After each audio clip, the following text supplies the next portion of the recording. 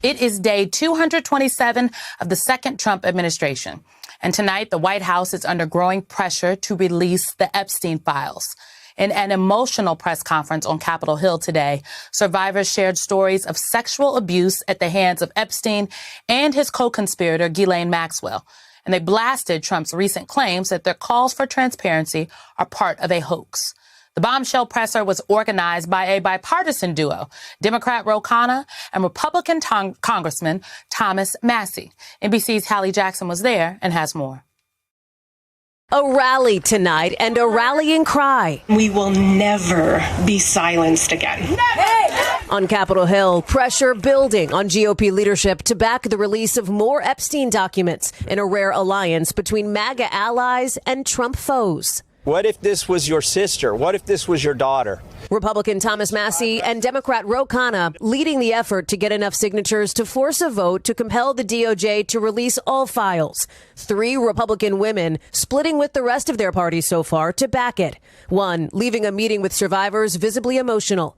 Nancy Mace, who shared her own story of sexual assault, later saying she had a panic attack after listening to their stories. Despite the White House calling any support a very hostile act toward the administration, Khanna nodding to those Republicans backing. They won't be part of a stunt or a hostile act. This is about standing with survivors. If all Democrats sign on, as expected, only 2 more Republicans would be needed to force a vote. And as survivors called on members to do so, GOP lawmaker Victoria Spartz watched alongside us after, still undecided. This is an issue that's important for a lot of American people, so I need to learn a little bit more. President Trump today trying to downplay the spotlight on it all. This is a Democrat hoax that never ends. Thousands of pages of documents have been given, but it's really a Democrat hoax. Mr. President Donald J. Trump, I am a registered Republican. There is no hoax. The abuse was real. Survivors now pledging to compile their own so-called list of people they saw in Epstein's circles, as one told us yesterday. We'll compile our own list and seek justice for,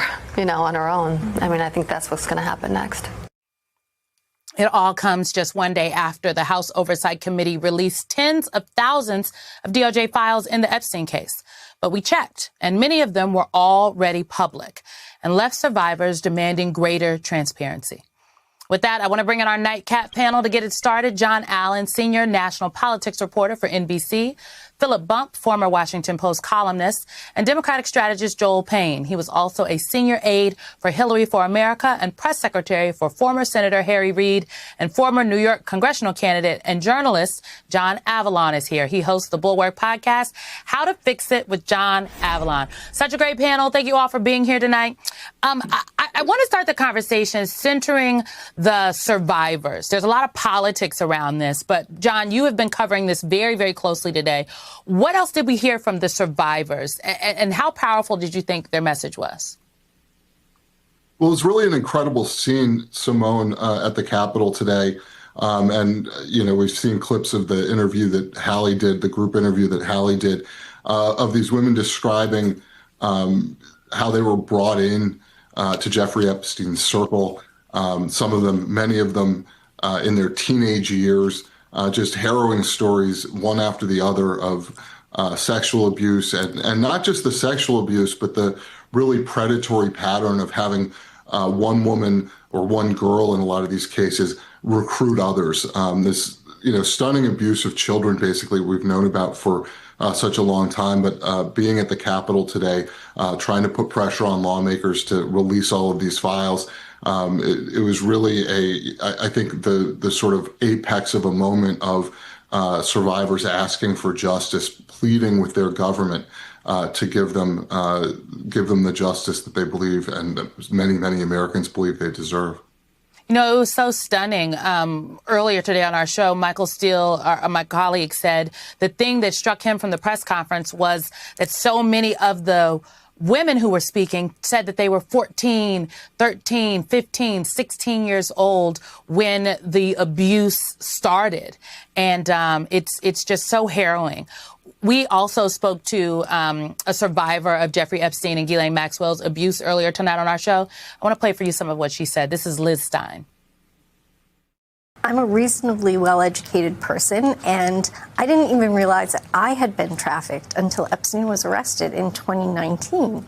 And that's not an uncommon experience. And so I think that part of what we need to add to this conversation is what we're actually looking at when we're talking about sex trafficking. It's not a little girl with blonde hair and blue eyes being snatched up by a guy in a van and chained up in a basement. It's much more mundane looking than that. And I think that if people really understood what sex trafficking looked like, the perspective might be different. This is what we're talking about, Joel, sex trafficking. I thought that Liz was just very powerful in speaking with her tonight. She came forward and is going to continue to speak up and speak out. Sometimes the human side of this gets lost and we get very caught up in the politics. Talk to me about that piece. Yeah, Simone, the stories are just harrowing, and the accounts from these survivors are, albeit enraging and frankly inspiring, that they have endured and that they're at a place where they can share this publicly. I agree with you. I don't think that the politics should overwhelm the human tragedy element. I can't, however, miss the political scene where you have Ro Khanna hugging Marjorie Taylor Greene. I mean, that was striking. And what that says to me, that doesn't say, by the way, that Marjorie Taylor Greene is going to start caucusing and working with Democrats more and that Democrats can forget all the things that they don't like about her. I think what it does say, though, that the truth is pretty powerful and pretty compelling, and that the truth can overwhelm a lot, including bluster and including partisanship. And I think for one day, I think it showed us that the accounts of these people matter, and their stories and their experiences matter.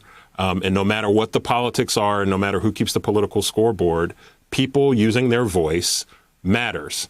And we'll see where the story goes from here. We'll see whether or not, there are enough Republicans who will join with the Democrats to, actually call on the type of transparency that the discharge position calls for. But I think that's honestly, Simone, the most remarkable scene for me today is seeing the crossing of the aisle of not just any Republican, but really some of the staunchest Trump allies working with Democrats to advocate for these survivors. Okay, John, let's break that down, because Joel is making a point now. I think everyone here knows I'm no fan of Marjorie Taylor Greene, but I do think it is important to underscore that Marjorie Taylor Greene came out of the QAnon wing of MAGA Republicans. It's a very specific subset. And a foundational belief of QAnon is that there were these cabals being run by Democrats and celebrities and very rich people who were trafficking children, and that Donald Trump was the person that was going to expose and pull the cover down about what was happening and all of this corruption and this trafficking of children. So to me, Marjorie Taylor Greene being there is like, she's actually standing on business for what she says that she believes in. But I wonder what your take is on this, understanding that while all this was happening today, the White House called the bipartisan discharge petition a, quote, hostile act, really trying to strike some fear into the hearts of Republicans. Hostile act. Mm-hmm. Yeah, look, I think, I suppose Marjorie Taylor Greene gets points for consistency. And it's always good when you see any glimmer of bipartisanship with Ro Khanna and Marjorie Taylor Greene or Thomas Massie. I think it's important to recognize, though, as you indicated, that this has been the Epstein saga has been a meme conspiracy that has been elevated and amplified. Obviously, there are real victims here, and there is no reason not to have full transparency. But it's striking to see every Democrat voting, saying they will vote for this discharge position to get transparency. We've got 4 Republicans. We need 6. The administration could not be more clear that they see this as not just a distraction, but a threat, a hostile act. All folks are asking for is truth and transparency. And that should be table stakes in American politics, both for the dignity of these victims, but to also put some of this to rest, to have some measure of healing. And the fact there is such a deep partisan divide, I think, is worth, as while we celebrate the bipartisanship, let's look slightly beneath the curtain, and you'll see it's lopsided right now.